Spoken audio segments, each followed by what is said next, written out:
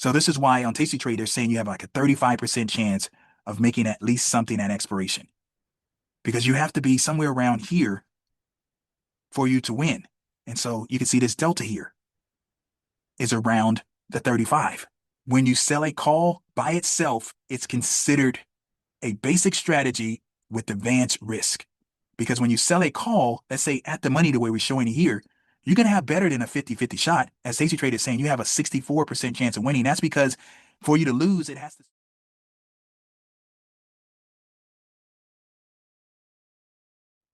All right. So here at Dorian Trader, we are constantly talking about the foundation of options. We have this class that we do every Tuesday that we call the foundation course. And that's our course one here at Dorian Trader. Everyone gets it. And the first thing we talk about is the kind of philosophy, the quantitative approach that we have here at Dorian Trader. And then we immediately jump into the basics of options, the three pillars. The first pillar, which we're talking about today, is what is the call and the put and what's happening when you buy and sell calls and the puts and your rights and obligations. Then we jump into the second pillar, which is the options chain, which is super important. You see that here on your screen right now. The option chain is important because that's where you actually execute the buying and selling of calls and puts and understand if you're in the money, out of the money, or at the money, and your probabilities of success. So that's super important. And then the third pillar is understanding basic option strategies. I like to say here at Dorian Trader, if you understand the basic option strategy, you'll be able to understand all the different exotic strategies that people create out there because they're just deviations from the basic strategies. So if you want to have a super solid foundation that's not going to be able to be toppled, then you need to master these three pillars. And it all starts with the first pillar. And that's what we're going to discuss right now. What is a call? What is a call option? When you start with options, you normally are going to start with buying of options because that's what most of, if not all, the basic option books preach. At least when I was learning about options, it was about buying an option. It's about having the right to purchase at a strike price. That's what the buying of a call gives you. And so in this example here, you have the right to buy the SPX at the 71.65 strike price, but not an obligation. You can decide to exercise your right or not. When you are the buyer of a call, you are bullish. You're buying at a delta level that represents those deltas, that bullishness at that time. So if you're buying a call at a 50 delta, initially it's like buying 50 shares because each share equals one delta. You're buying a call at a 50 delta. And so that represents having 50 shares initially. I say initially because delta is dynamic when you're dealing with options. It's always going to change. Not some of the time, not most of the time, but always, all the time, it's going to change. And at expiration, it's either going to be 0 when it's out of the money, or it's going to be 100 when it's in the money. Some part of it's in the money. When you're the buyer of an option, you are paying monies. Monies are coming out of your account. We like to say here during Trader, coming out of your purse, coming out of your wallet. You're buying something that gives you the right. And the only way you can win on that at expiration, you can obviously win or lose before expiration, but the only way you can win at expiration is that you have to supersede what you paid. So in this example, let's say you were paying $62.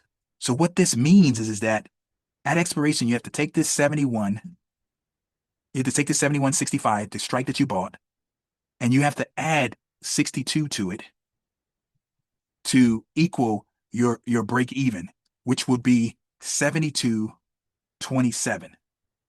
So it has to be at 72.60, 72.27, excuse me, 72.27 just to break even. So this is why on Tasty Trade, they're saying you have like a 35% chance of making at least something at expiration because you have to be somewhere around here for you to win. And so you can see this delta here is around the 35. Before we continue with the video, I just want to quickly point out, if you need any additional help, please consider joining our trading club. You can do that by clicking on the link in the description area, and you'll get a 3-month trial for a flat fee of $60. We look forward to seeing you in the trading club. Back to the video. So when you are buying shares, you want it to go up, right? We're purchasing something, we want it to go up in value. So when people start with options, most start with, this is one of the 2 most popular strategies people start with when they start learning options, is the buying of the call, and then the selling of the put is one we're going to go over in just a second. But you're the buyer of the call because the buying of the call mirrors the buying of shares the most. But the difference is that when you're buying options, you have what is called time decay. You're losing money each day as time passes when you're the buyer of an option, when you're the buyer of this call. So if it doesn't supersede what you paid, you will lose at expiration. So you really need a pretty substantial move here to win at expiration. So you want to understand that concept. That's understanding the buying, what's happening when you're buying a call. And the same thing is what's happening when you're buying a put. Say if we bought a put here at this 71.55, when you're the buyer put, you have the right to sell at the strike price. And we just talked about, if you're the buyer of the call, you have the right to purchase. When you're the buyer of the put, you have the right to sell, and not the obligation, right? So this is a way you're bearish when you are buying of a put. This is a way a lot of people use to protect themselves or protect their shares, is buying puts. You make money if it goes down, and you sell it at when it goes down, or you exercise your right when it goes down. But it also has to supersede what you paid for the put at expiration, just like it has to supersede what you paid when you buy the call. It's important to understand what's happening when you buy a call, that's bullish, and when you buy a put, that is bearish. Now, if you sell a call, you also want to understand what's happening. When you sell a call, you are bearish. But instead of money's coming out of your account, monies are coming into your account instantaneously. It comes into your account that you never have to give back, regardless of what happens.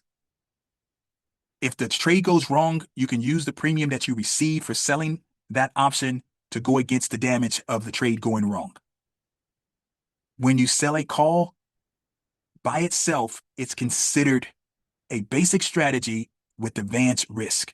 Because when you sell a call, let's say at the money, the way we're showing it here, you're going to have better than a 50-50 shot. As Safety Trade is saying, you have a 64% chance of winning. That's because for you to lose, the trade has to go against you to the point where it supersedes what you received, what someone paid you. But you have unlimited risk to the upside when you do a naked call. You're not covered. That's why it's called naked. It's a basic strategy with advanced risk. If you sell a put, a naked put, or a cash secured put, this is the second type of strategy that people start with options, if not very close to the first strategy people start with options with when they're learning about options. This is the strategy they start with. It's either the buying of the call or the selling of the put, because they learn this concept of you can sell a put at a strike price of something you want to own. And if you have to own it, it automatically happens. You automatically get the shares when exercised. And so this is kind of a beginner conservative strategy if you're doing a cash secured put. It's more advanced if you're doing a naked put, right? Because you have to manage that risk. Because if you're doing a naked put, as you can see here, you got risk all the way to 0. It still has to supersede what you receive when you're selling a put, because selling a put is bullish. The selling of a call is bearish. The selling of a put is bullish. The buying of a call is bullish. The buying of a put is bearish. So you have all these different combinations, but you have to just understand what's happening if you're buying the call or the put, or if you're selling the call or the put. That's understanding the basic of this first pillar that we're talking about. Understanding what is your risk, understanding what is your right, understanding what is your obligation, understand what is your probabilities. All of that is important of getting a solid grasp of pillar 1, to getting a solid grasp of the foundational concepts of trading options. We like to say here at Dorian Trader that you should memorize this concept here. You should memorize what's happening when you're buying a call, what's happening when you're buying a put, what's happening when you're selling a call, what's happening when you're selling a put. You want to memorize these things until it becomes in your permanent memory bank.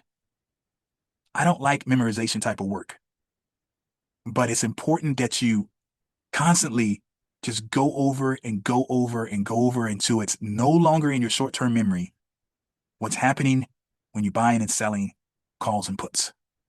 You have to know that. You should know it right off the bat.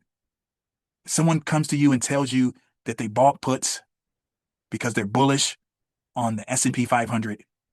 You should know immediately that they either are mistaken what they said or they don't know what they're talking about. They don't know what they're doing. Because if you buy puts, that is bearish. They mentioned that they're bullish. You should know that. And you should know that for yourself, most likely, not to be able to call people out, but you should know that for yourself to understand what you're doing when you're trading options. It's no ambiguity. You know for certainty what you are doing.